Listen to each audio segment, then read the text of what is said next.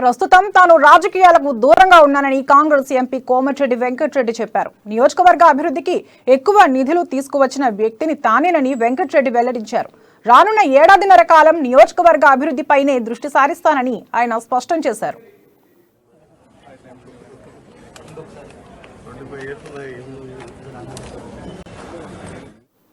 MP Komatireddy Venkatareddy ఇవాళ తిరుమల శ్రీవారిని దర్శించుకున్నారు. శ్రీవారి సేవలో పాల్గొని మొక్కులు చెల్లించుకున్నారు. ఎన్నికలకు నెల రోజుల ముందు ఏ పార్టీలో కొనసాగాలో నిర్ణయం తీసుకుంటానని కోమటిరెడ్డి తెలిపారు. షర్మిల ఘటన దురదృష్టకరమని, అందరూ దీనిని ఖండించాలని ఎంపీ కోమటిరెడ్డి వెంకటరెడ్డి పిలుపునిచ్చారు.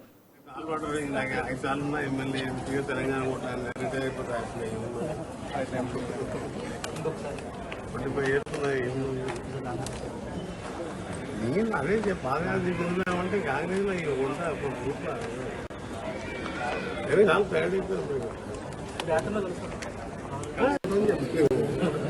కాంగ్రెస్ పార్టీకి మేము పోయి ప్రజలు గెలవాలి.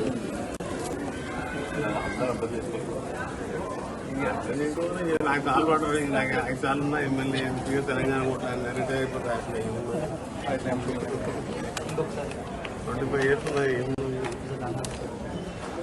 నేను అదే పాదయాత్ర తిరుగుతున్నామంటే కాంగ్రెస్ లో ఉంటా గ్రూప్ లో